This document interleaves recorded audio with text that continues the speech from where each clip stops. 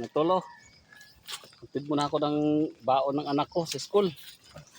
Dito tayo dadaan sa magandang tanawin. Ayan. Tubuhan. Mga di nga lagyan sa amon nga no. Kato skulahan. Magambala man ka muna ha. Damo ko kwarta, wala kaya kwarta. Kung kwarta na ko, hindi na ako mag-agit eh. Lapit ka pipiyo ko. Lapitan ni matapas sa mga October guro. Mahawa ng di nalagyan. Namin ilus-lusan. Awanan na namon ni nag-aagi daw. Pag-aaron ko bas na hawanan din namon ng nalagyan. Lain din dalan di oh. Pag-aga basta ka di.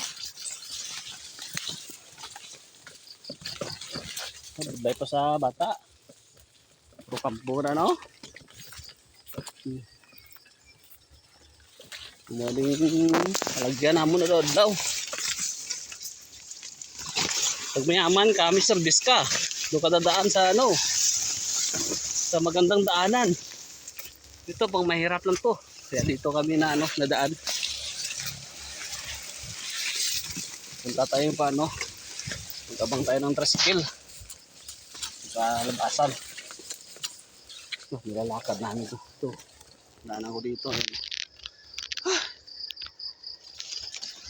Yan, ang daanan namin dito.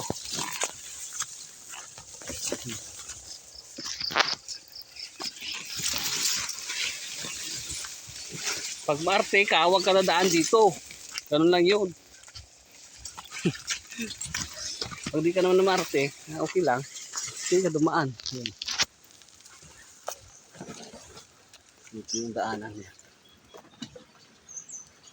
Oh. Namulot Lapyaw, Taiwan. Ay, gugmay. Sapa to. Puntang simbahan to. Sukun. Dako mo ano, kahoy ba?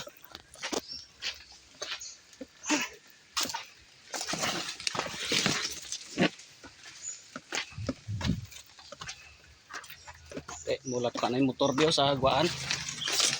Yung ano, lagyan o, nasimbahan.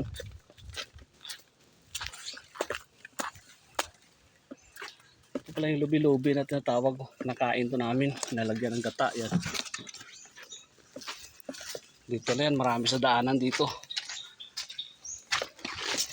Ito yung masarap yung ulam gataan. Hindi tayo abang sa ano, sa highway. Yan. Yan, highway dito.